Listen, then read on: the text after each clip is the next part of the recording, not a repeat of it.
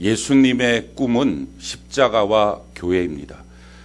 예수님은 그 십자가를 지는 일에 대해서 베드로가 예수님 절대로 그럴 수 없습니다. 아끼는 마음으로 그렇게 말을 합니다. 그랬을 때 사탄아 뒤로 물러가라. 너가 하나님의 일은 생각하지 않고 사람의 일들만 생각하는구나. 이렇게 호되게 질책을 하실 만큼 예수님은 십자가를 지어서 자기가 죽어야 된다는 것을 자기의 꿈으로 삼고 이 땅에 오셨습니다. 예수님의 십자가는 예수님의 희생이고 또 예수님의 사랑이죠. 그것을 통해서 못 박히고 가시면류관 쓰고 창에 맞고 또 채찍에 맞음으로 그 물과 피를 다 쏟음을 통해서 우리를 구원하신 것입니다. 그리고 또 하나의 예수님의 꿈은 교회입니다. 그렇게 구원받은 하나님의 희생과 사랑으로 구원받은 성도들을 새로운 생명을 주어서 불러서 세워진 것, 그것이 바로 교회입니다. 우리가 그 교회의 몸된 교회의 지체로 있는 것입니다. 그리고 영원히 그 교회를 통해서 우리 주님은 영광을 받으시는 것입니다. 십자가와 교회, 이것이 바로 예수님의 꿈입니다. 그렇다면 지금 여러분들의 꿈은 무엇입니까? 예수님이 내 안에 계시고 나는 예수님 안에서 이미 죽었다라고 하면 내 꿈은 없는 것입니다. 예수 안에 또 다른 자기 꿈이 있는 것이 그것이 불신앙입니다. 그러기에 예수의 꿈이 오늘 우리의 꿈이 돼야 합니다. 지금 만약에 여러분들 안에 예수의 꿈이 아닌 내 꿈이 있고 이 내 꿈의 성취를 위해서 기도하고 있다면 속히 내려놓으셔야 합니다. 오늘날 그리스도인들의 가장 큰 문제는 예수와 자기 자신이 상관없이 살고 있는 것입니다. 예수의 꿈과 자기의 꿈이 분리돼서 살고 있는 모습입니다. 그리고 그것이 전혀 문제라고 생각도 안 합니다. 그러면서 말합니다. 나는 그리스도 안에 죽었고 내 안에 예수님이 사십니다. 버젓이 또 이렇게 말도 합니다. 나는 예수님을 사랑하고 섬기고 믿고 있습니다. 또 이렇게 버젓이 말합니다. 신앙이 다 그냥 분리되어 있는 것입니다. 교회 안에서 말하는 신앙과 진짜 자기 마음속에서 있는 자기 신앙 다 분리되어 있습니다. 오늘 만약에 여러분들의 신앙이 이처럼 분리되어 있다면 점검해 보셔야 합니다. 과연 내가 진짜로 예수 믿는 사람이고 내가 예수님 안에 내가 죽었고 예수님이 내 안에 살아계시는지 오늘 그걸 점검하시고요. 만약에 죽어야 될 내가 지금 살아있다면 오늘 예배 시간에 우리가 번제물의 제물로 되어서 주님 앞에 죽고 예수님이 우리 안에 살아계시는 귀한 역사가 있기를 바랍니다. 마찬가지로 그래서 예수님의 꿈이 오늘 우리의 꿈이 되어야 합니다. 예수님의 십자가 오늘 나의 십자가. 그래서 나는 십자가를 지는 꿈을 꿔야 합니다. 내가 지어야 될 십자가 그걸 달게 지는 것입니다. 자기 부인하고 그 십자가를 통해서 내가 죽기까지 사랑하고 섬기면서 구원을 이루고 구원을 주어야 합니다. 어느 누군가에게 이 복음이 증거되도록 하는 것, 이것이 오늘 우리의 꿈이 되어야 합니다. 특별히 여러분들 가정 안에 아직도 불신자가 있고 아직도 예수 믿는 일이 뭔가 흐릿하고 이 사람 천국 갈 가능성이 별로 없겠다라는 사람이 있다면 그렇다면 지금 그 가정 안에서 십자가를 져야 합니다. 그래야 구원의 역사가 있습니다. 또 하나 예수님의 꿈이었던 교회 마찬가지로 우리 마음속에 꿈이 되어야 합니다. 그럼 교회라고 하는 부분을 많은 사람들이 종교적인 단체 이런 식으로 생각을 합니다. 그래서 자기 삶의 영역의 한 일부분 내 삶의 영역이 있다면 그 안에 신앙의 영역, 회사의 영역, 가정의 영역, 또 내 자신의 영역 이런 식으로 영역을 나눠놓고 신앙생활을 합니다. 이거 다 잘못된 신앙생활입니다. 만약에 그렇다면 예수님이 통치할 수 있는 것이 신앙의 영역뿐이라면 그래서 이것이 교회 중심이고 나머지 부분은 자기가 무엇인가 생각을 하고 또 그 안에서 말씀을 대충 적용하면서 살겠다라고 하는 생각을 갖고 있기 때문에 온전한 그리스도로 살지 못하는 것입니다. 왜 하나님의 임재와 영광을 가정 안에서 회사 안에서 삶의 터전 안에서 자기 자신의 삶 속에서 누리지 못하느냐. 이와 같이 예수를 자기 스스로가 거부하기 때문에 그렇습니다.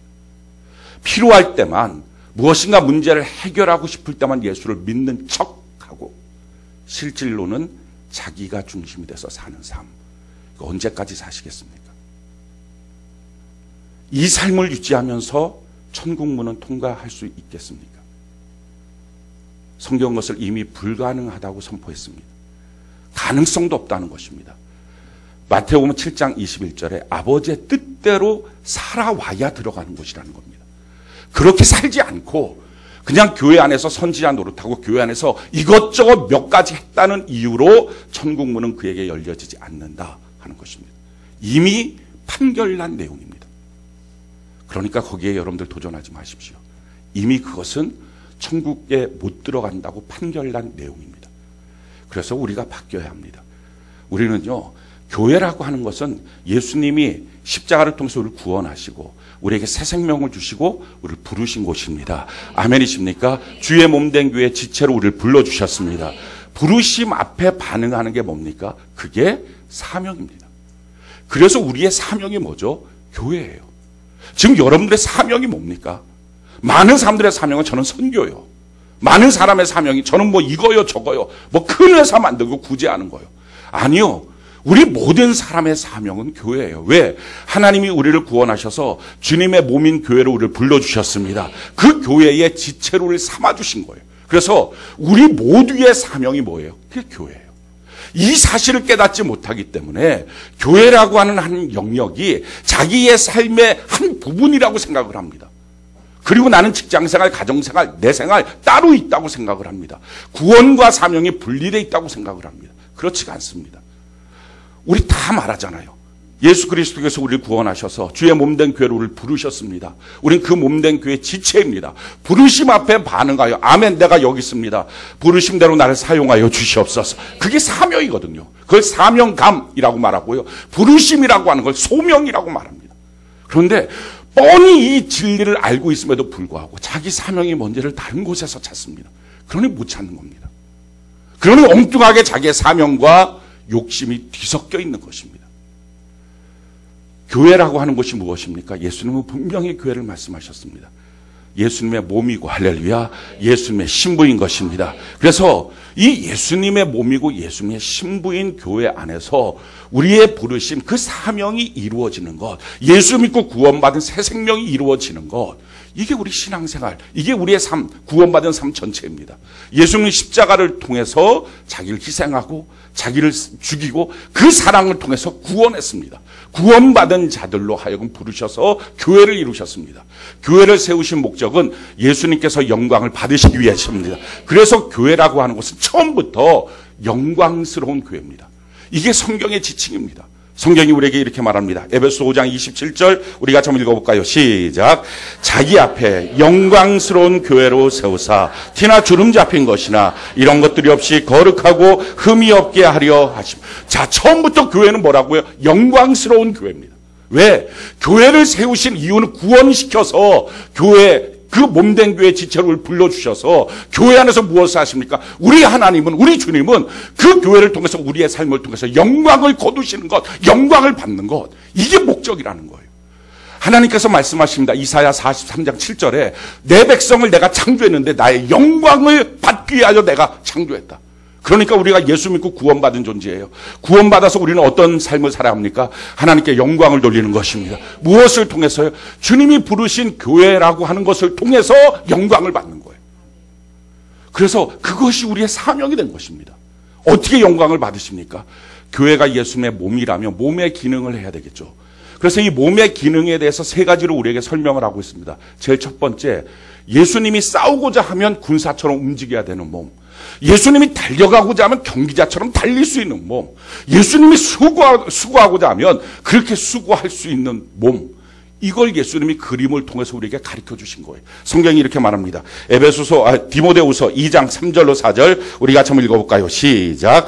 너는 그리스도 예수의 좋은 병사로 나와 함께 고난을 받으라. 병사로 복무하는 자는 자기 생활에 얽매이는 자가 하나도 없나니 이는 병사로 모집한 자를 기쁘게 하려 함. 아멘. 그러니까 예수 믿는 우리를, 예수 믿고 구원받았잖아요. 구원받고 난 우리를 향해서 교회로 불러주셨습니다. 교회는 뭐라고요? 우리의 사명이에요. 내가 사는 이유예요. 그 교회를 통해서 하나님 뭘 하십니까? 더 이상 내 생활에 얽매이지 않고, 할렐루야, 나를 부르신 예수님의 뜻대로 싸우기 위해서 우리가 준비되는 것입니다. 그래서 더 이상 자기 생활에 얽매이지 말라는 것입니다. 내 눈에 보이는 대로, 내 마음대로, 내 육체대로 사는 게 아니라, 세상 풍조대로 사는 게 아니라 하나님의 부르심 앞에 서서 하나님이 나가서 전진하라 하면 전진하는 것입니다. 이게 영광이라고요. 영광. 하나님이 성도들을 통해서 받기 원하는 교회의 영광이라고 하는 거예요. 오늘날 이 교회가 죽었다는 얘기가 뭡니까? 싸우자 할 때 싸우질 않는 거예요. 왜? 다 자기 생활에 얽매여 있으니까.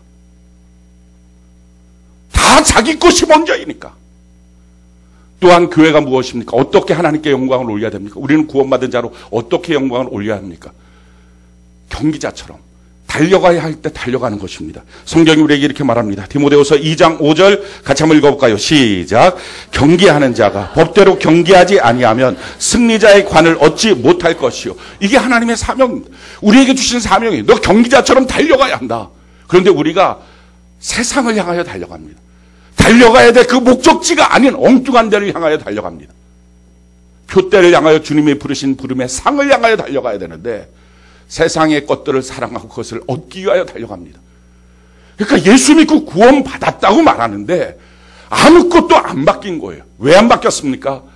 교회가 사명인 것을 모르고 교회를 자기의 삶의 한 영역으로만 만들어 놓고 나는 직장생활은 직장생활대로, 가정은 가정대로, 내 삶은 내 삶대로 살아가고 있기 때문에 사실은 교회에서 나오는 것만, 예배만 잠깐 드린 걸로 바뀐 것 같지만 삶의 영역에서는 하나도 안 바뀐 겁니다. 나를 부르신 이유를 모르는 거예요, 지금. 그 엉뚱한 곳에서 사명을 찾는 거예요. 그러니까 그 사명이 욕심이에요. 하나님 내 사업을 잘 되게 해주시면 내가 선교하겠습니다. 사업을 잘 되는 게 정말 자기의 방점이 찍혀있고 선교는 그때 가서 가봐서가 됩니다. 그러니까 욕심이에요. 다. 정말로 주님의 부르심 앞에 반응하고 있느냐. 나는 경기자로서 달려가고 있는 주님의 몸인가 하는 것입니다. 무엇을 희생할 수 있습니까? 무엇을 주님 앞에 내려놓고 자기 생활에 얽매이지 않고 달려갈 곳을 향하여 달려갈 수 있습니까? 성경이 또 이렇게 말하죠. 빌립보 3장 12절로 14절 우리 같이 한번 읽어볼까요? 시작. 내가 이미 얻었다 함도 아니요 온전히 이루었다 함도 아니라 오직 내가 그리스도 예수께 잡힌 바 된 것을 잡으려고 달려가노라. 형제들아, 나는 아직 내가 잡은 줄로 여기지 아니하고 오직 한 일 즉 뒤에 있는 것은 잊어버리고 앞에 있는 것을 잡으려고 표대를 향하여 그리스도 예수 안에서 하나님이 위에서 부르신 부름의 상을 위하여 달려가노라. 아멘. 하나님의 상을 위하여 오늘도 달려가는 삶. 하나님, 내가 어느 정도 이루었다고, 내 정도의 신앙 정도면 괜찮다라고 나는 단 한 번도 스스로를 자만하지 않겠습니다. 이 고백을 하고 주님 앞에 달려가는 인생. 또한 우리는요, 주님 앞에서 뿌려야 될 씨를 뿌리는 인생입니다. 그래서 성경이 이렇게 말합니다. 디모데후서 2장 6절 우리 같이 한번 읽어볼까요? 시작.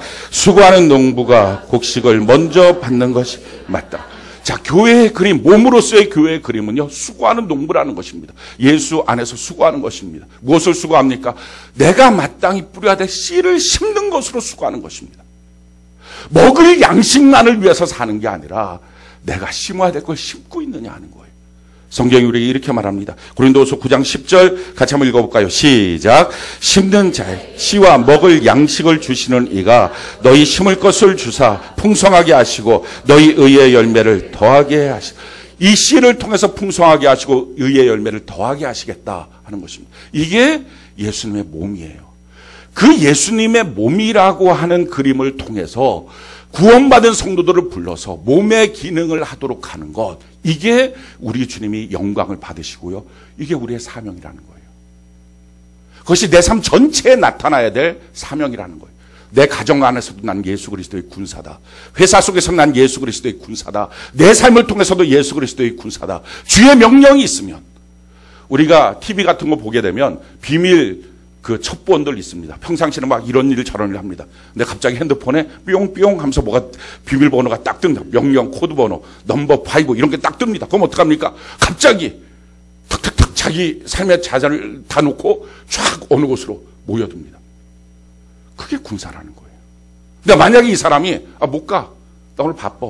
나 오늘 저녁 식사 약속 있어. 못 가. 나 오늘 애인이랑 만나야 돼. 그럼 군사로서의 사명을 잃어버린 거예요. 몸이라고 하는 교회를 통해서 우리를 불러주셔서 하나님이 영광을 받으기를 원하시는데 몸이냐 하는 거예요. 군사냐 하는 거예요. 경기자냐 하는 거예요. 오늘도 씨를 심고 있는 농부냐 하는 거예요. 이 몸된 교회를 통해서 하나님이 무엇을 하십니까? 에베소서 1장 23절 우리 같이 한번 읽어볼까요? 같이 한 목소리 시작. 교회는 그의 몸이니 만물 안에서 만물을 충만하게 하시는 이의 충만함이니 예수 그리스도의 그 충만함을 온 세상 안에 나타내는 것, 이걸 통해서 이루어 가시겠다 하는 것입니다. 오늘날의 성도와 교회들의 가장 큰 문제는 교회를 하나의 종교적 영역으로만 놓은 거예요. 그래서 내가 교회 안에 해야 될 시간의 스케줄은 이거라고 정해놓은 거예요. 그리고 그 안에서 하는 것이 신앙생활 잘한다고 생각하는 거예요. 주님이 나를 군사로 불러주셨다. 경기자로, 농부로 불러주셨다. 생각 안 하고 있습니다. 이게 다 토막난 신앙적 지식들만 있는 거예요. 이게 하나로 다 연결이 안 되어 있는 거예요. 그러니까 삶에서의 그리스도인의 영광이 없는 거예요. 교회라는 것이 나의 사명인데 교회는 나의 종교적인 하나의 집단으로 전락시켜버리니까 이게 철저한 마귀의 계략이거든요. 예수의 꿈을 아무도 꾸지 못하게 만든 거예요. 사랑하는 성도 여러분, 지금 여러분들은 예수 그리스도가 자기 안에 있다면 이 예수의 꿈이 자기도 꾸어지고 있습니까? 예수의 꿈은 예수의 꿈, 내 꿈은 내 꿈. 그러니 아무리 자기가 애쓰고 노력해도 예수를 이용해서 이 땅에서 잘 먹고 잘 살고 방향이 없는 거예요. 경기자로서의 상을 얻어야 될 방향이 없는 거예요. 그러니 사명이라고 말하는 것도 사실은 욕심이 가득 차 있습니다.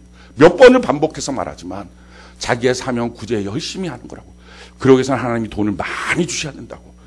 저는 어디에 방점이 찍혔는지 모르겠어요. 자기의 사명은 선교를 많이 하는 거라고. 하나님이 그러기 위해서 내 사업을 잘 되게 주셔야 된다고. 어디에 방점이 찍혀 있는지 모르겠어요.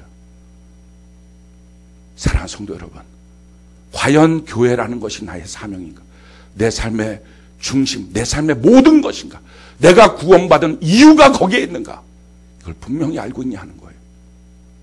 여러분들 교회라고 하는 영역이 무엇입니까? 과연 이것이 여러분들의 꿈입니까? 또한 교회는 무엇입니까? 예수님의 신부라는 것입니다. 성경이 교회를 이렇게 설명하고 있습니다. 신부로서 자기 신랑을 향하는 가장 절정의 모습이 사랑이고요.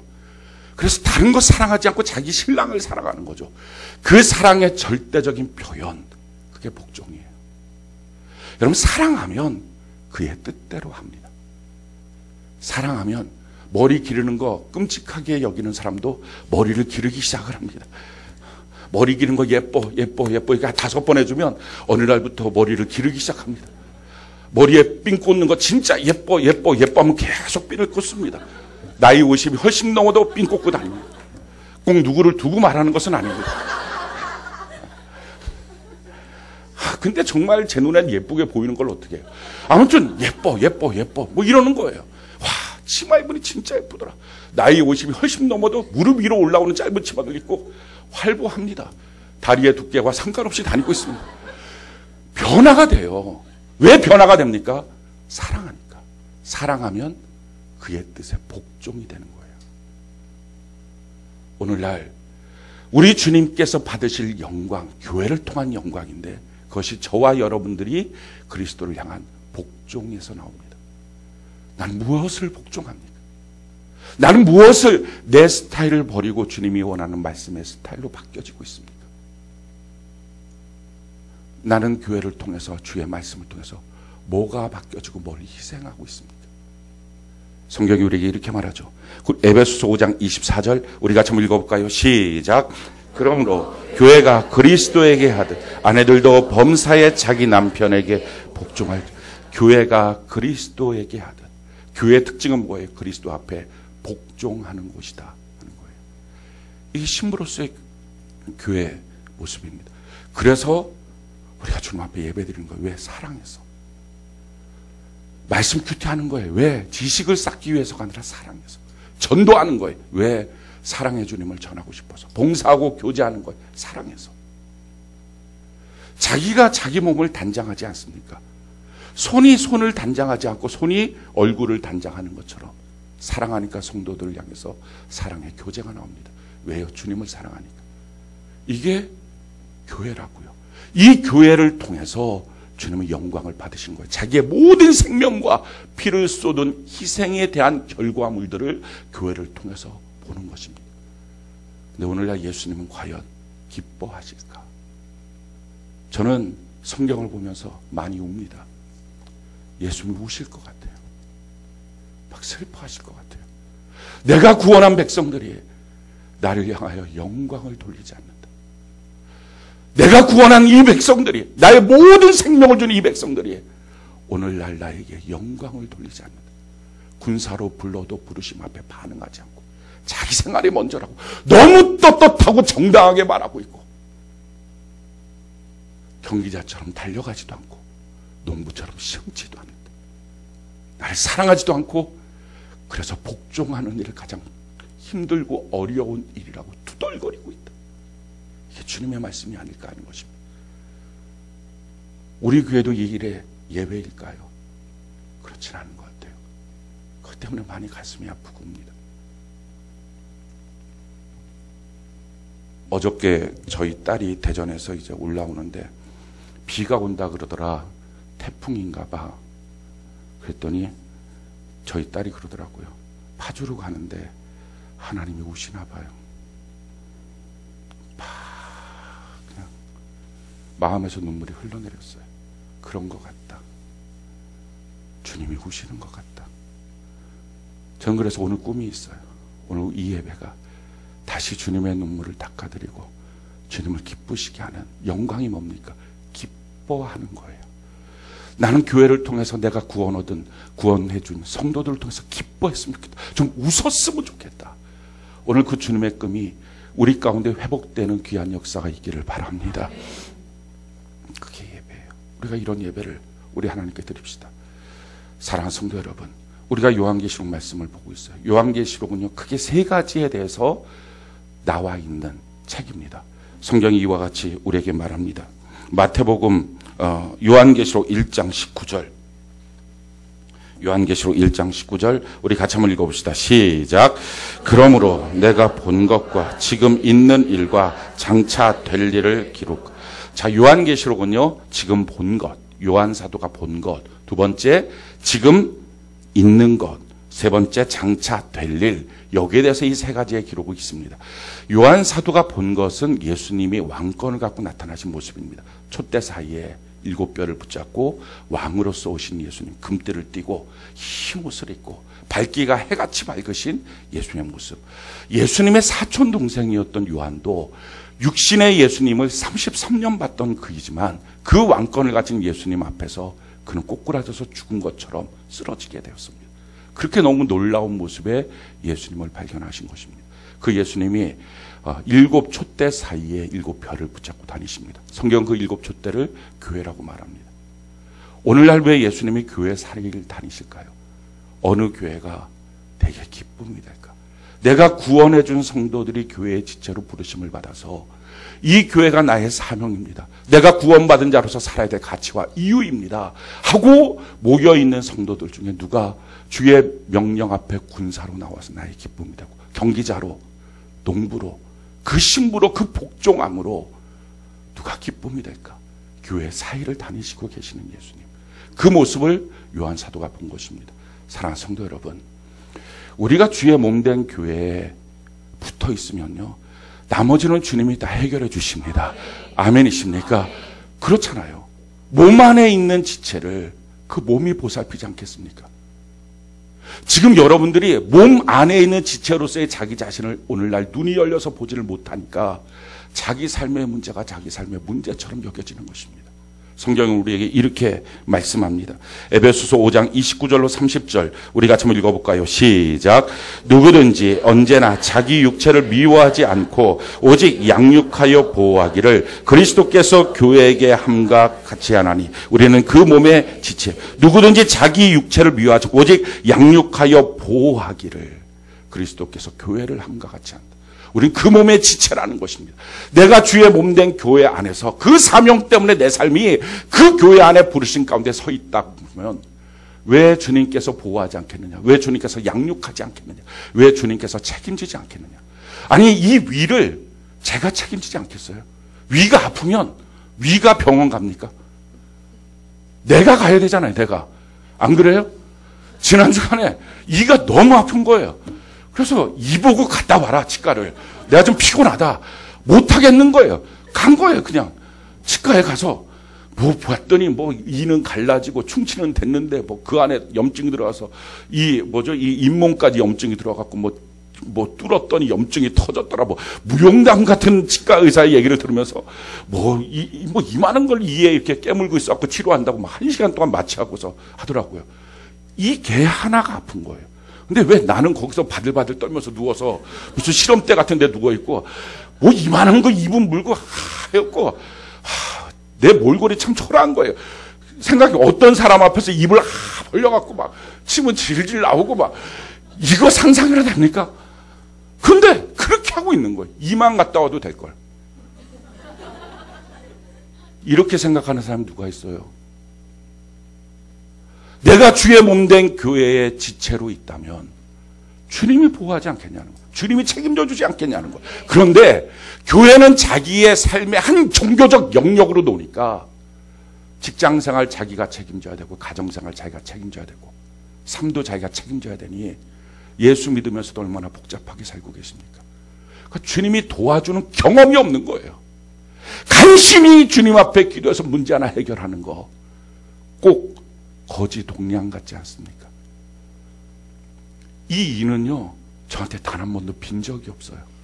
치과를 가주셔야 되겠습니다. 제가 위가 안 좋거든요. 뭐 이거 내과를 가주셔야 되겠습니다. 뭐 이렇게 얘기를 안 해요. 저는 날짜를 받으면 가요. 그냥 이 발은 아무 잘못도 없는데 가는 거예요. 그냥 눈도 아무 잘못도 없는데 운전하면서 가는 거예요. 가서 거기 가고서 진찰 받고 약 먹고 이 위가 필요한데 약은 입이 먹더라고요. 하나도 불만 없어요. 사랑하는 성도 여러분, 내 안에 있으니까 내가 책임지지 않습니까? 여러분들은 어디 안에 있습니까? 예수님이 불러서 여러분들을 교회 안에 두셨는데 그 사명이라고 하는 것을 붙들고 살게 하셨는데 오늘날 그 사명은 내려놓고 어디에 계십니까? 무엇 때문에 바쁘십니까? 위가 몸 밖에 튀어다니고 돌아다니면 그것처럼 혐오스러운 게 없습니다.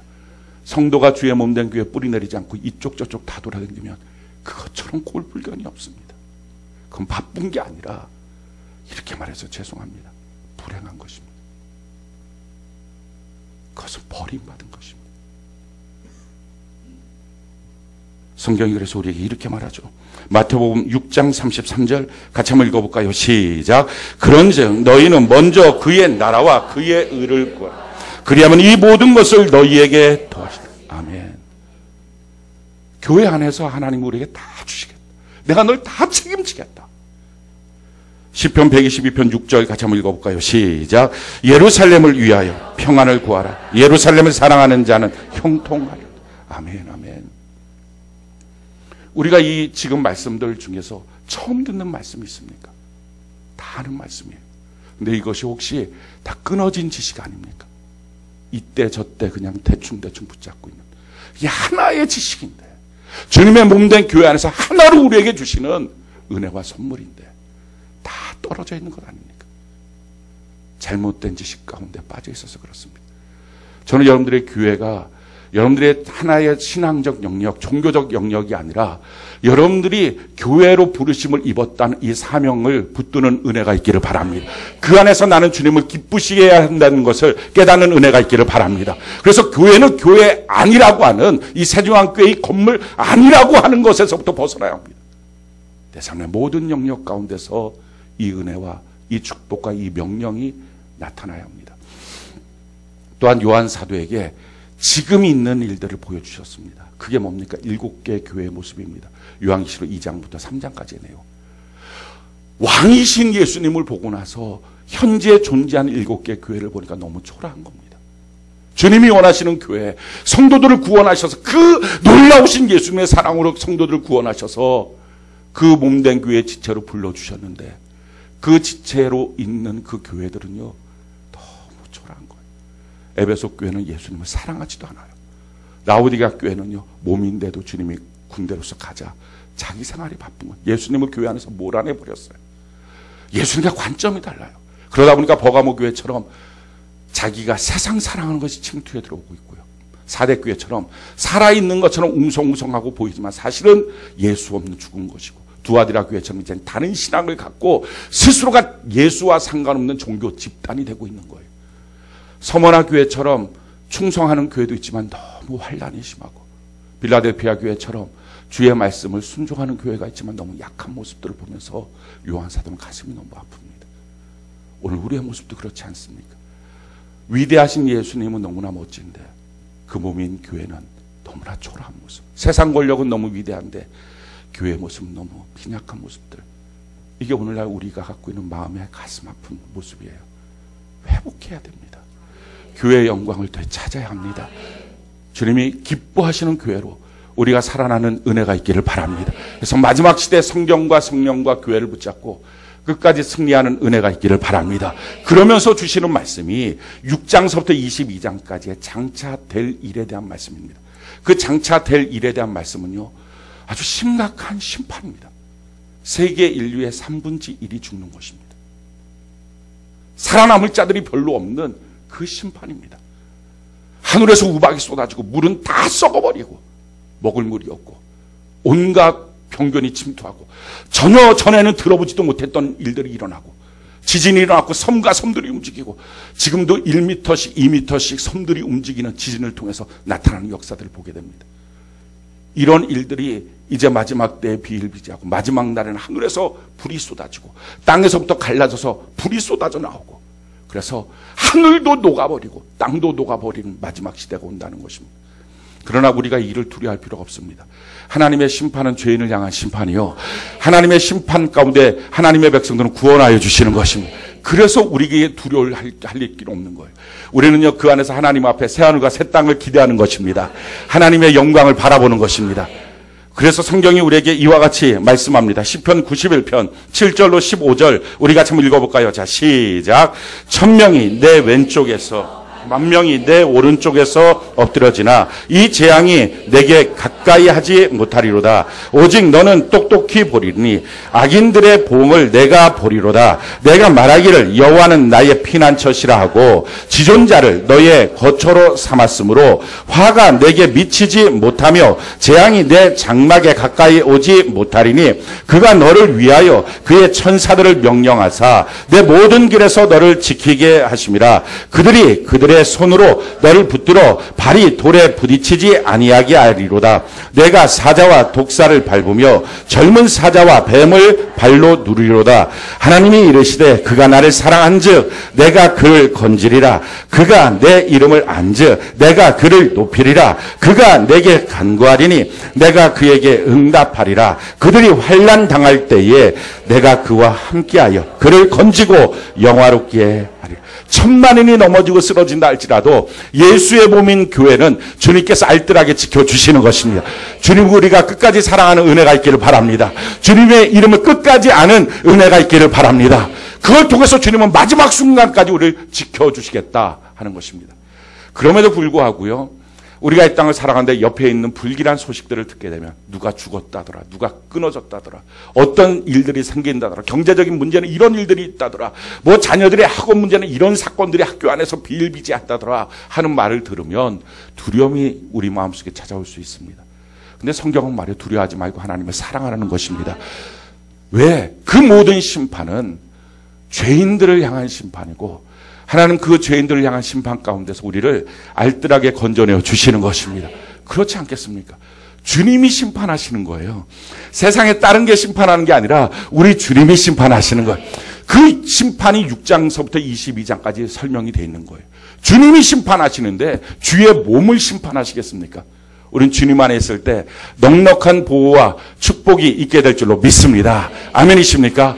그 은혜 가운데 있기 위해서 끊임없이 주님을 사랑하고 두려워하지 말고 내 손을 주님으로부터 놓아서 세상으로 타락하고 도망가지 말아야 됩니다. 그러기 위해서 꼭 필요한 게 있어요. 세상에 온갖 두려움들이 내게 몰려올 때 하늘을 바라보는 거예요. 하늘을 바라보고 하나님의 영광을 본 사람은 세상 속에서 그 어떤 도전이 와도 두려워하지 않습니다. 그래서 사도 바울이 교회를 향해서 끊임없이 성도들에게 권면하는 내용은 계속 하늘을 바라봐라. 지금 땅의 것들로 생각하고 묵상하지 말고 하늘 바라봐라. 이 말씀을 주십니다. 성경이 이와 같이 말합니다. 골로새서 3장 1절로 2절 우리 같이 한번 읽어볼까요? 시작. 그러므로 너희가 그리스도와 함께 다시 살리심을 받았으면 위의 것을 찾으라. 거기는 그리스도께서 하나님 우편에 앉아 계시느니라. 위의 것을 생각하고 땅의 것을 생각하지 말라. 그리스도와 함께 살리심을 받았다면 계속 위를 바라봐야 된다는 거예요. 하늘을 바라본 사람은 땅을 보면서 두려워하지 않습니다. 천국을 바라본 사람은 지금 오는 도전들을 향해서 겁내지 않습니다. 저는 여러분들이 하늘을 바라보는 은혜가 있기를 바랍니다. 자, 그렇다면 어떻게 우리가 하늘을 바라볼까요? 그게 예배예요. 왜 교회를 나오면 그렇게 예배가 중요하다고 말하느냐? 이유는요, 예배가 정확하게 말하면 예배만이 하늘을 바라볼 수 있는 거예요. 우리가 그냥 고개를 들어서 하늘을 바라보면 하나님을 보고 우리의 영적인 상승력, 그렇지가 않아요. 그게 예배예요. 성경은 예배를 이렇게 설명을 합니다. 창세기 28장 12절 우리 같이 한번 읽어볼까요? 시작. 꿈에 본즉 사닥다리가 땅 위에 서 있는데 그 꼭대기가 하늘에 닿았고 또 본즉 하나님의 사자들이 그 위에서 오르락 내리락.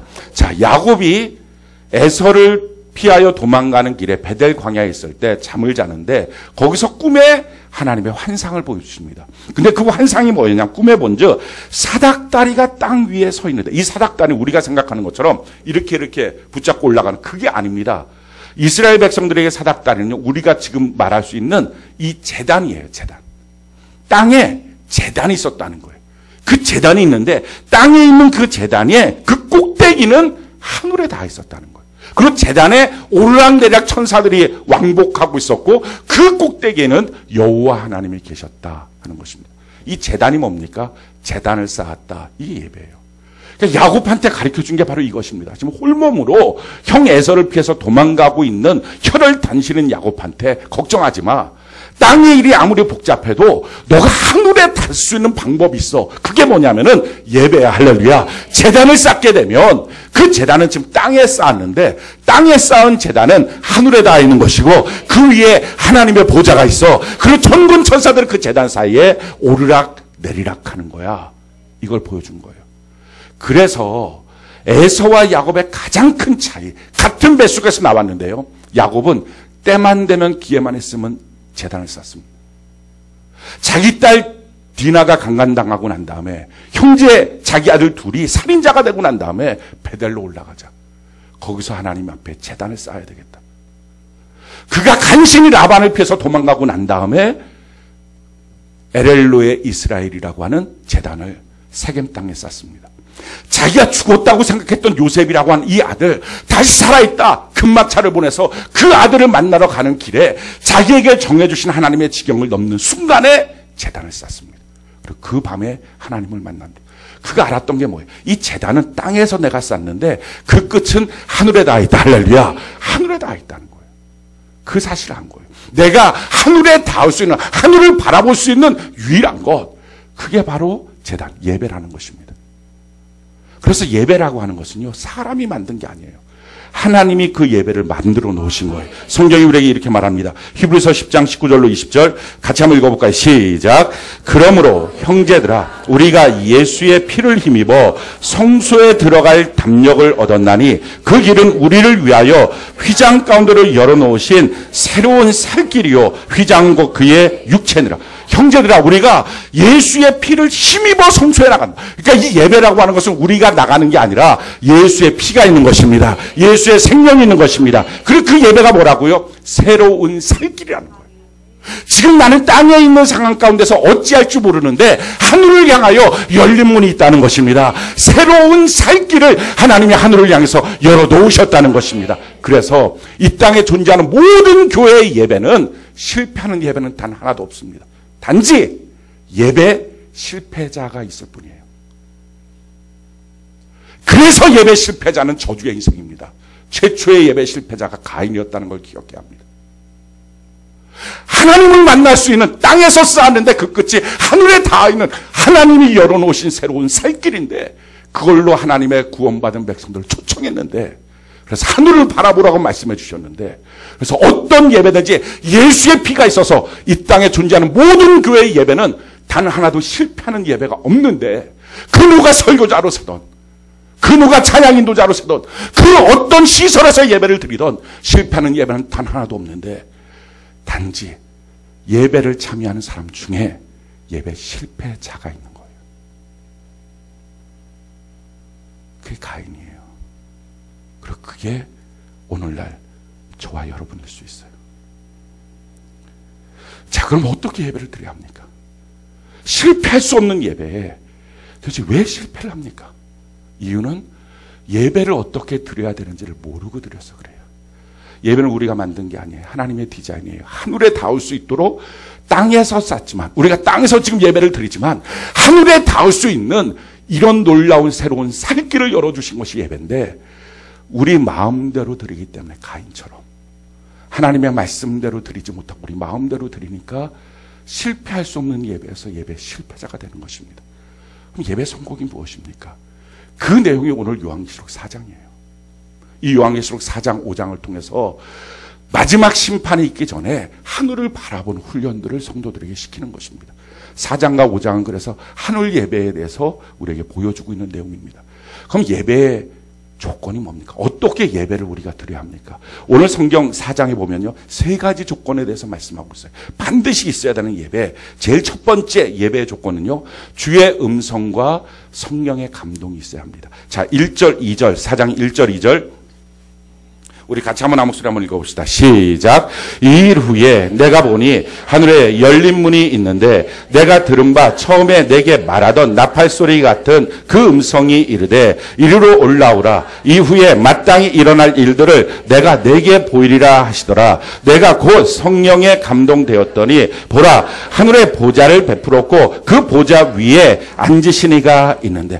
자, 하늘에 놀라운 문이 열리면서 요한을 향하여 하나님 앞에 올라오는 그 놀라운 영광을 보여줍니다. 근데 그때 가장 먼저 있었던 2가지가 있죠. 4장 1절에 보니까 나팔소리 같은 그 음성이 이르되, 예배의 가장 중요한 첫 번째 요소는 주의 음성이 있어야 합니다.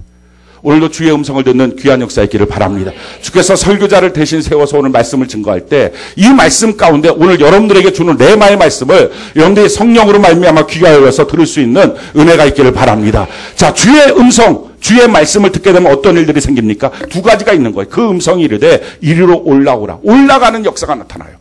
여러분, 하나님의 말씀을 듣게 되면 우리의 인생이 올라갑니다.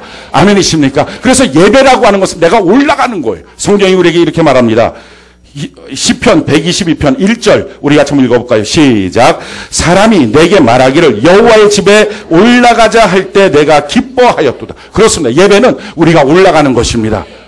우리 관점에서 하나님의 관점으로 올라가는 거예요. 하나님께서 아브라함 보고 너 아들 독자 이삭을 데리고 모리아산에서 번제를 드려라.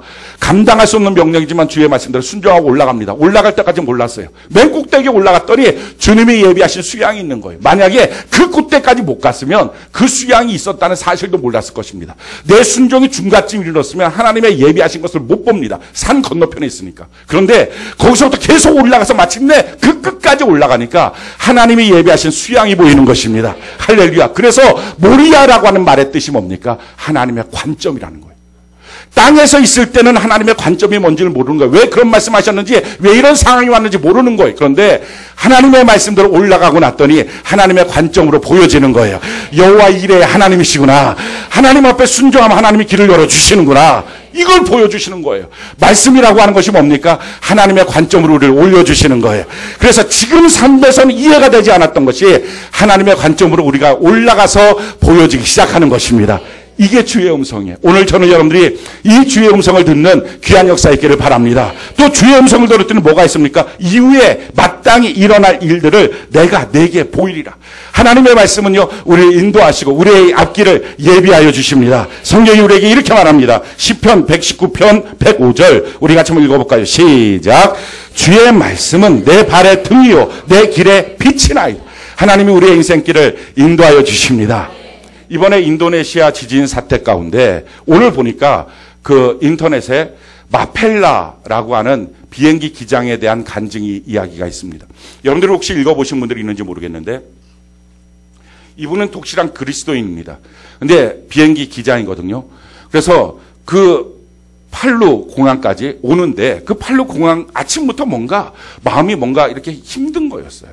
그래서 힘든 마음 속에서 계속 하나님 앞에 찬양을 하고 있습니다. 왜 하나님이 이렇게 마음이 아무 일도 없는데 이렇게 힘들까? 찬양을 계속했어요. 근데 팔루 공항까지 왔는데 성령께서 마음속에 말씀하시더라는 거예요. 이 팔루 공항에 그냥 내려가지 말고 한 바퀴를 선회하고 내려가라. 한 바퀴를 선회하면서 딱 떠오른 게 이 팔루 공항이 산 양쪽에 산이 있어서 그 사이에 내려가기 때문에 비행기 조종사들 사이에서는 죽음의 골짜기라고 얘기한다고 합니다. 이게 잘못하면 비행기가 부딪힐 수 있으니까 아주 조심스럽게 내려가야 되니까. 근데 그 순간에 하나님의 말씀이 묵상된 거예요. 내가 사망의 음침한 골짜기로 걷는다 할지라도 주의 지팡이와 주의 막대기가 나를 안위하시나이다. 그 말씀을 묵상하면서 착륙을 했어요. 근데 착륙하자마자 마음속에 성령께서 빨리 떠나야 돼. 그것을 빨리 떠나야 돼. 그래서 비행기 승무원들한테 원래는 시간을 충분히 줘야 돼. 휴식 시간을 20분만 준 거예요. 빨리 갔다 오고. 자기는 기장석에서 움직이지도 않고 있었던 거예요. 그렇게 하고 난 다음에 계속 그 관제사한테 우리 빨리 출발하겠다고. 비행기는 시간이 생명입니다. 왜냐하면 그 시간에 맞추어서 위에서 GPS 그 각도에 따라서 비행을 하거든요. 이게 까딱 잠깐 큰일 납니다. 1분만 돼도 몇십만 킬로를 달려가게 되니까 이게 한번 달려가는 게 시속 600km, 700km, 800km 되니까 그러니까 이 시간이라는 게 이걸 잘못 맞추면 다른 비행기랑 비행기 길에서 부딪히니까 너무 중요합니다. 근데 빨리 출발해야 된다고. 간신히 허락을 받은 거예요. 그래서 3분 전에 원래 출발해야 될 시간보다 3분 전에 출발을 시킨 거예요. 원래 출발할 때는요, 이게 쫙 이륙할 때는 부기장이 이걸 운전한다고 합니다. 이게 비행 규칙이라고 합니다.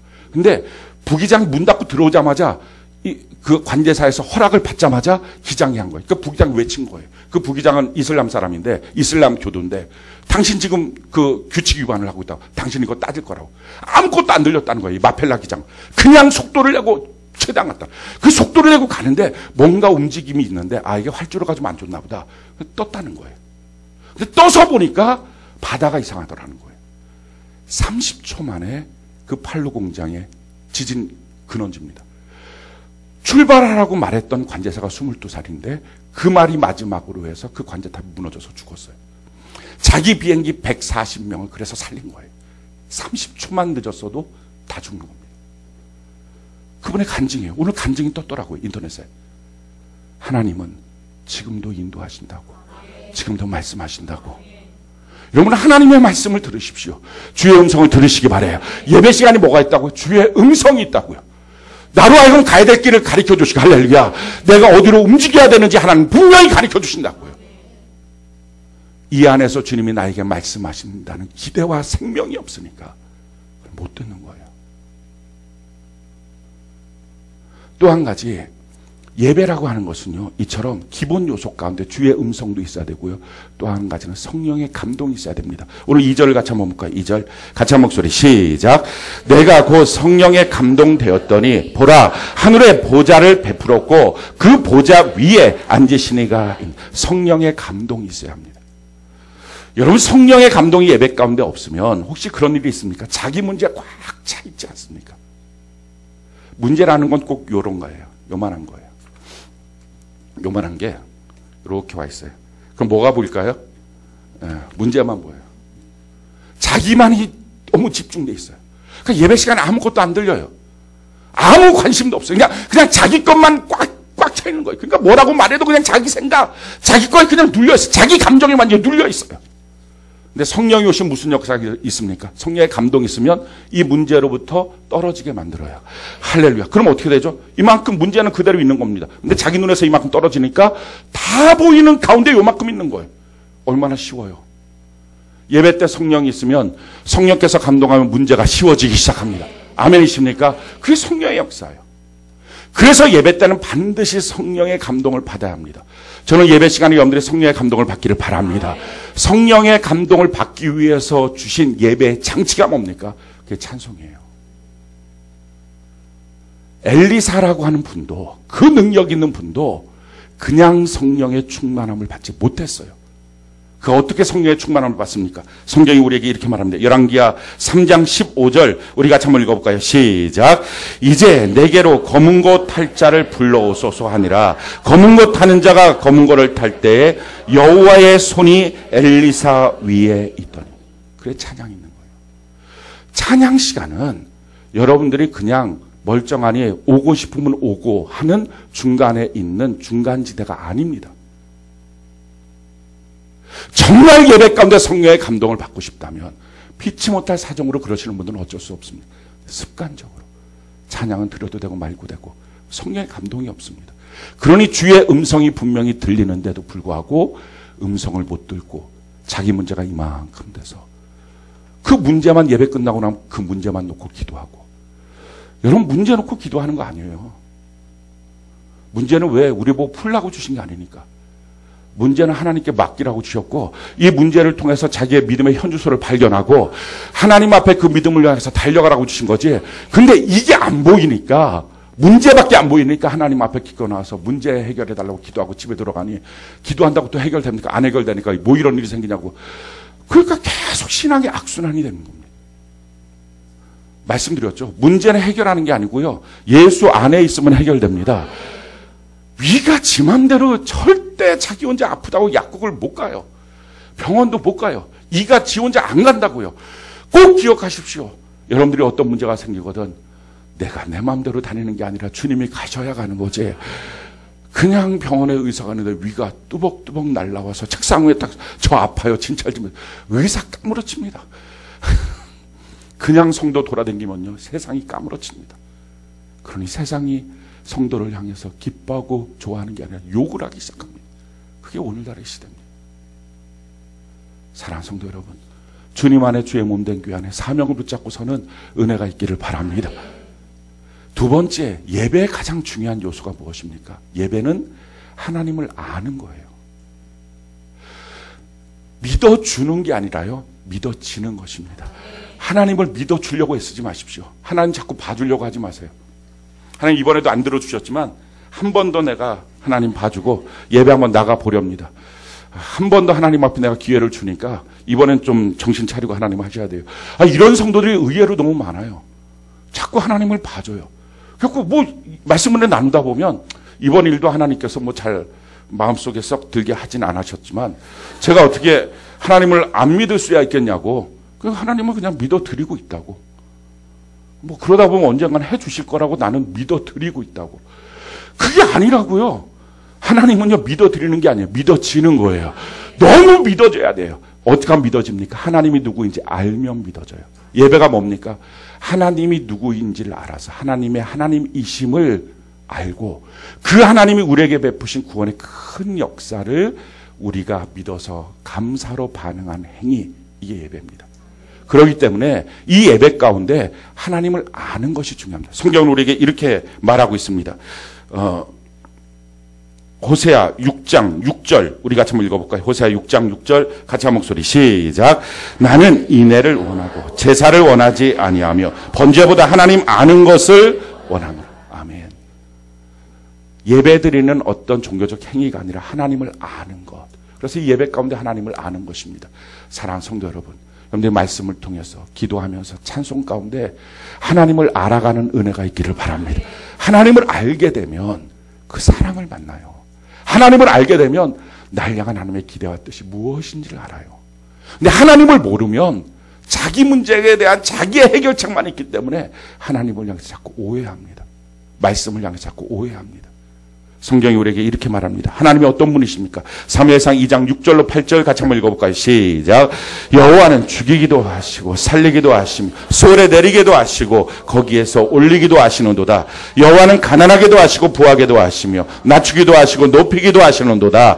가난한 자를 진토에서 일으키시며 빈곤한 자를 거름더미에서 올리사 귀족들과 함께 앉게 하시며 영광의 자리를 차지하게 하시는도다. 땅의 기둥들은 여호와의 것이라. 여호와께서 세계를 그들의 위에 세우셨다.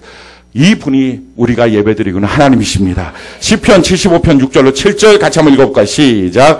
무릇 높이는 일이 동쪽에서나 서쪽에서 말미암지 아니하며 남쪽에서도 말미암지 아니하고 오직 재판장이신 하나님이 이를 낮추시고 저를 높이 하나님이 다 하신다는 거예요. 그래서 오늘 본문이 뭐라고 말합니까? 우리 3절부터 9절까지 우리 같이 한번 읽어볼까요? 요한계시록 4장 3절부터 9절까지 같이 한 목소리 시작. 앉으신 이의 모양이 벽옥과 홍보석 같고 또 무지개가 있어 보좌에 둘렸는데 그 모양이 녹보석 같더라. 또 보좌에 둘러 24 보좌들이 있고 그 보좌 위에 24 장로들이 흰옷을 입고 머리에 금관을 쓰고 앉았더라. 보좌로부터 번개와 음성과 우레소리가 나고 보좌 앞에 켠 등불 7이 있으니 이는 하나님의 7 영이라. 보좌 앞에 수정과 같은 유리바다가 있고 보좌 가운데와 보좌 주위에 4 생물이 있는데 앞뒤에 눈이 가득하더라. 그 첫째 생물은 사자 같고 그 둘째 생물은 송아지 같고 그 셋째 생물은 얼굴이 사람 같고 그 넷째 생물은 날아가는 독수리 같은데 4 생물은 각각 6 날개를 가졌고 그 안과 그 주위에 눈들이 가득하더라. 그들이 밤낮 쉬지 않고 이르기를 거룩하다 거룩하다 거룩하다 주 하나님 곧 전능하신 이여 전에도 계셨고 이제도 계시고 장차 오실 이시라 하고 그 생물들이 보좌에 앉으사 세세토록 살아계신 이에게 영광과 존귀와 감사를 돌릴 때 지금 하나님의 보좌에 대해서 성경은 쭉 설명합니다. 벽옥, 홍보석, 무지개가 있고 또 녹보석이 있고 24 장로가 있고 앞에는 유리와 같은 그 바다가 있고 이런 여러 가지 모습들은 다 상징적인 모습입니다. 요한이 가서 봤을 때 그 시대에 요한이 봤더니 그 광경에 대한 설명을 이런 식으로밖에 설명을 못한 것입니다. 오늘날 여기에 대해서 여러 가지 해석들이 있습니다. 많은 해석들이 있는데 사실은 그 해석들이 중요하진 않습니다. 뭔지 벽옥이 뭐냐? 벽옥이 다이아몬드거든요. 다이아몬드는 과연 어떤 의미냐? 홍보석은 뭐냐? 예수님의 피다. 빨가면 다 예수님의 피 이렇게 해갖고 무지개가 뭐냐? 성령의 7가지 이런 식으로 막 설명을 하려고 합니다. 그런데 그 설명 때문에 도리어 본질이 가려집니다. 이 본질은 뭡니까? 하나님이 보좌에 앉으셨다는 것입니다. 하나님은 왕권을 갖고 계십니다. 하나님이 통치하고 계십니다. 이 땅을 창조하시고 통치하시고 심판하십니다. 그분 앞에 우리가 예배하고 있다는 거예요. 아멘이십니까? 우리의 모든 것을 주관하신 분이 우리의 하나님이십니다. 그러면서 그 4 생물은 또 사자 같고 송아지 같고 또 얼굴은 사람 같고 독수리 이게 뭐냐? 그냥 그 요한의 그 시대에 2000년 전에 시각 속에서 어떤 광경을 봤는데 그런 모습으로밖에 설명을 못한 거예요. 이게 뭐냐가 중요한 게 아닌 거예요. 그게 뭔지 알면 또 되겠습니까? 상관없어요. 우리가 천국 가면 다 알 거예요. 못 갈 사람만 궁금해 하셔야 돼요. 우린 안 궁금해요. 그렇죠. 우리 다 갈 거잖아요. 혹시 안 갈 사람 있습니까? 따라오세요. 제가 설명을 해요. 전 천국 안 갈 겁니다. 그러니 미리 알았으면 좋겠습니다. 스포일러. 알 필요도 없어요. 우리가 천국 가면 이것이 과연 요한이 이렇게 봤구나. 에휴 바보. 이건 요즘 시대로 보면 그게 아닌데 시대가 2000년이 흘렀으면 요즘 나와 있는 어떤 물건에 대해서 만약 이 지금 스피커에 대해서 요한이 봤다. 이걸 뭐라고 설명할까요? 시커먼 것이. 소리는 폭포 소리 같은 것이 나오며 그걸 만약에 우리가 좀 들었다 그러면 이걸 누가 보고서 이 스피커라고 생각이 나겠어요? 그렇죠? 생각도 못할 거 아니에요. 마이크 뭔가 시커먼 게 튀어나와 있는데 오리 같기도 하고 오이 같기도 하고 가지 같기도 하면서 그럼 우리가 무슨 채소로 생각하지 않겠습니까? 그러니까 이거를 그런 광경으로 우리가 놓고 본다면 땅의 것도 아니고 하늘의 것을 가서 봤는데 그 당시 그 사람의 지식으로 봤을 때 내용을 설명을 이렇게밖에 못했다는 거예요. 이걸 우리가 그것이 뭐다 저것이다 막 이걸 설명할 필요도 없어요. 중요한 건 하나님은 보좌에 앉아 계셨고 하나님을 향한 찬양이 뭡니까? 8절에 보니까 이렇게 찬양을 해요. 거룩하다 거룩하다 거룩하다. 주 하나님 곧 전능하신 이여 전에도 계셨고 이제도 계시고 장차 오시리라. 거룩하다 전능하시다 영원하시다. 우리 하나님은 이러신 분이십니다. 그분은 거룩하신 분이에요. 죄가 하나도 없는 분. 그 죄가 하나도 없는 분 앞에 우리가 예배를 드리는데 누가 과연 고개를 바짝 세워서 난 좀 괜찮지 않냐고 말할 사람이 누가 있어요? 누가 누구를 정죄합니까? 우리 다 정죄할 수 없어요. 우린 다 죄인이에요. 우리 주 앞에 주여 내가 바로 죄인입니다 하고 엎드리는 거예요. 그분은 전능하세요. 우리의 모든 것을 단번에 뒤바꾸시는 능력이 하나님이세요. 그럼 영원하세요. 우린 지금 바로 앞에밖에 못 보지만 어디서부터 시작해서 어디로 가는지, 지금 이 문제는 그 무엇인지 우리 주님 다 알고 계시는 거예요. 알고 계신 그 주님의 명령대로 우리가 살아가는 귀한 은혜가 있기를 바랍니다. 그래서 예배 시간마다 주의 음성을 통해서 성령의 감동 가운데 주님을 점점 알아가는 거예요. 사랑하는 성도 여러분, 예배가 습관이 아니라 예배를 통해서 주님을 만나고 주님을 알아가는 은혜가 있기를 바랍니다. 예배 시간에 왜 조는지 아십니까? 주님을 아는 것을 멈춘 거예요. 그래서 예배 실패자예요. 예배 성공의 요소가 뭐라고요? 주의 음성을 듣고 성령의 감동 가운데 주님이 누구인지를 멈추지 않고 계속 알아가는 것. 이게 예배 성공이에요. 근데 그 예배 성공이 안 되는 것, 예배 시간에 왔을 때 주의 음성이 안 들리고, 예배 시간에 왔을 때 성령의 감동이 없어서 내 문제가 너무 커서 마음이 눌리고, 예배 시간에 왔는데 졸음만 오고 생각이 딴 데 가고 망상이 있고, 그걸 뭐라 그래요? 예배 실패. 마지막 예배의 조건은 뭡니까? 예배는요, 감동받았어요. 오늘 제가 눈물 났어요. 자, 막 예배 시간에 너무 기뻐서 웃었어요. 너무 좋은 일이지만요, 아직 그것은 예배에 대한 완전한 요소가 아니에요. 그건 시작일 뿐이에요. 예배는 결단과 헌신이 있어야 돼요. 하나님의 말씀을 들었다고요. 그럼 말씀을 들었으면 어떻게 합니까? 그렇게 결단하고 삶을 사는 거예요. 그래서 성경이 이렇게 말합니다. 우리 10절, 11절 우리 같이 한번 읽어볼까요? 시작. 24 장로들이 보좌에 앉으시니 앞에 엎드려 세세토록 살아 계시는 이에게 경배하고 자기의 관을 보좌 앞에 들이며 이르되 우리 주 하나님이여 영광과 존귀와 권능을 받으시는 것이 합당하오니 주께서 만물을 지으신지라 만물이 주의 뜻대로 있었고 또 지으심을 받았나이다 하더라. 하나님의 영광을 받으시기에 합당합니다. 가치가 있습니다. 무엇이 가치가 있으신 분이십니다. 그러면서 뭐랍니까? 자기에게 있는 면류관을 벗어서 주님 앞에 드립니다. 자기 부인. 이제 내가 사는 대로 살지 않고요, 난 주의 명령대로 살겠습니다. 그래서 그 결단과 새로운 헌신이 있는 것입니다. 그래서 예배라고 하는 것이 무엇이 영적 예배냐? 성경이 이렇게 말하고 있죠. 로마서 12장 1절 2절 우리 같이 한번 읽어볼까요? 시작. 그러므로 형제들아 내가 하나님의 모든 자비하심으로 너희를 권하노니 너희 몸을 하나님이 기뻐하시는 거룩한 산 제물로 드리라. 이는 너희가 드릴 영적 예배니라. 너희는 이 세대를 본받지 말고 오직 마음을 새롭게 함으로 변화를 받아 하나님의 선하시고 기뻐하시고 온전하신 뜻이 무엇인지 분별하도록 하라. 아멘. 우리의 영적 예배는 뭡니까? 지금 이 예배가 드려지고 나면 예배가 끝나는 게 아니고요, 진짜 영적 예배가 시작을 하는 거예요. 우리의 몸을 하나님이 기뻐하시는 거룩한 산 제물로 드리는 것입니다. 이게 영적 예배, 이게 삶으로서의 예배예요. 이 세대를 본받지 말고 우리의 마음을 새롭게 해서 변화를 받아서 하나님의 선하시고 기뻐하시고 온전하신 뜻이 무엇인지를 분별하며 살아가는 것. 새로운 결단, 새로운 헌신. 이게 예배입니다. 그러려면 예배 시간에 내가 주의 음성을 들어야 됩니다. 날 향한 명령을 들어야 됩니다. 그걸 들으려면 성령의 감동 가운데 내 문제가 멀어져야 합니다. 그래야 들립니다. 그리고 주님이 누구신지를 내가 알아가야 세상의 일들 앞에 두려워하지 않습니다. 겁내지 않습니다. 그러고 나면 그 명령대로 새로운 결단과 헌신을 합니다. 이게 예배드리는 거예요. 이렇게 예배를 모든 사람은 다 드릴 수 있어요. 구원받은 자라면. 그런데 이렇게 못 드리는 예배 실패자가 있다는 거예요.